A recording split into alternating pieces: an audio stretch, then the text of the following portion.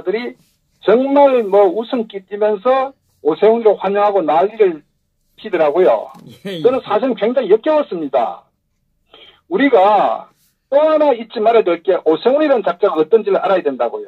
예. 오세훈은 서울시장 때 무상급식에 반대해갖고 독자적으로 그때 이제 그 찬반 투표에서 서울시장 직을 걸고 그렇게 했다. 왜?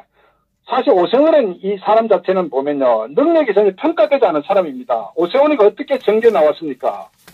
변호사다가 소위 말해서 TV에 정수기 선전에 하다가 소위 좀, 여성들에게 외모가 상당히 수려하다는 그 하나의 이유로 인기를 끌면서 결국은 정계에 들어오게 됐지 않습니까?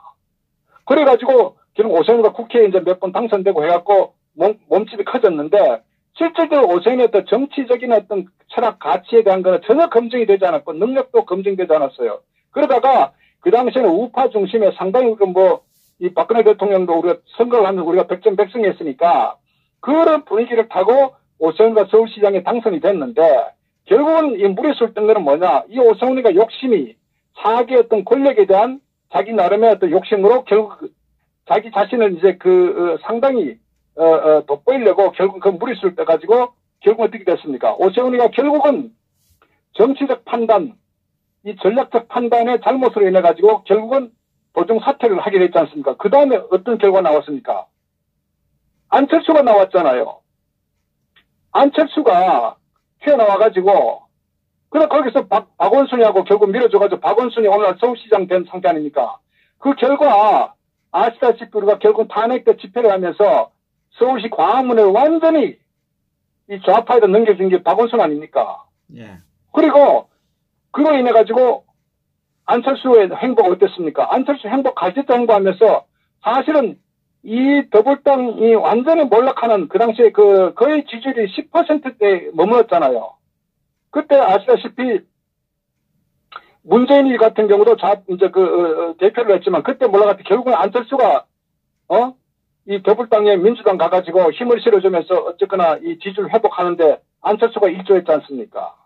결국은 완전 다 쓰러져가는 저 민주당 더불당을 결국 안철수라는 이 간신이 정말 우유부단한 이런 정치에서 전혀 정치 이 바닥에서는 정말 도저히 어떤 있으면 안 돼 이런 존재가 거기에 있어가 결국은 이렇게 흘러왔다고요. 그러면 결국은 이런 일정에 보면은 이 오세훈이라는 이 인물 자체는 결국은 오늘날 탄핵에 어떤 이 좌파들이 선동할 수 있는 장을 깔아준 사람이라고요.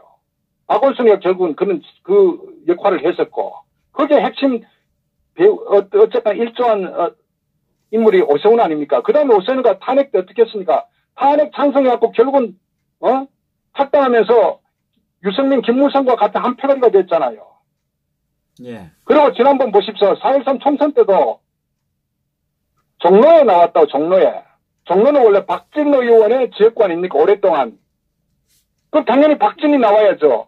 정세균이하고 그때, 대결할 때에.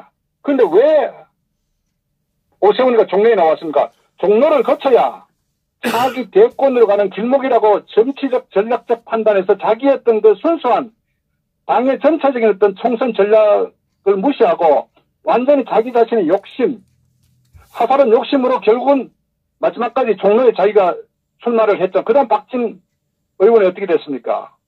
그 정치 도의적으로도 선배가 있을 수가 없거든요. 그럼 그래갖고 정세균한테 참혹하게 떨어진 거 아닙니까? 그래가지고 첫 번째는 옛날 서울시장 할 때 자기가 전략적 판단을 해갖고 결국은 서울시장 내줘갖고 완전 우파의 어떤 흐름이 깨지도록 만드는 당사자고 그래서 자기가 정책임지고 해외로 나간 거 아닙니까? 그 다음에 또 슬그머니 언제 어떻게 왔어요?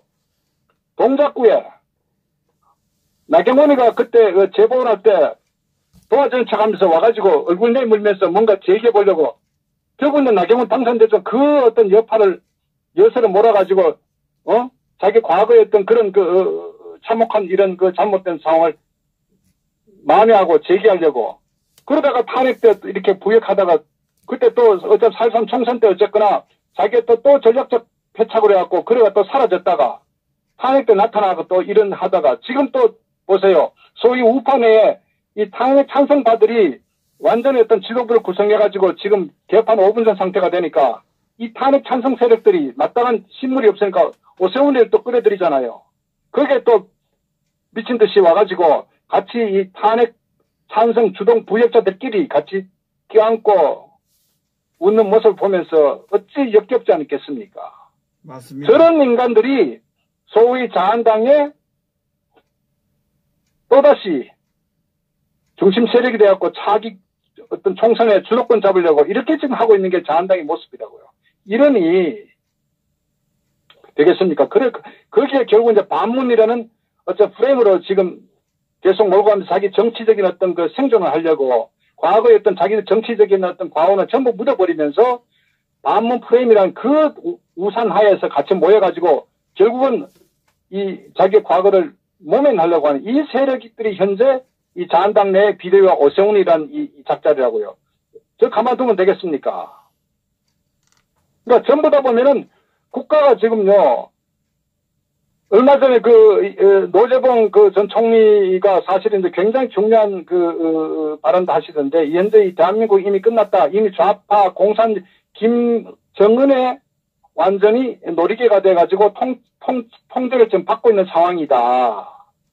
지금 이게 지금 대한민국 현 주소인데, 저 자한당 인간들은 아직도 정신을 못 차리고, 나라가 정말 거의 몰락된 상태로, 거의 뭐 회복 불능 상태로, 거의 뭐 적화가 거의 됐다고 해도 과언이 아닐 정도 이런 위태의 상황인데, 소위 정치를 한다는 인간들이 자기 어떤 공천, 차기 총선에 대한 주도권 다툼으로 지금 저렇게 세월을 보내고 있으니, 저 인간들이 어떤 인간들입니까?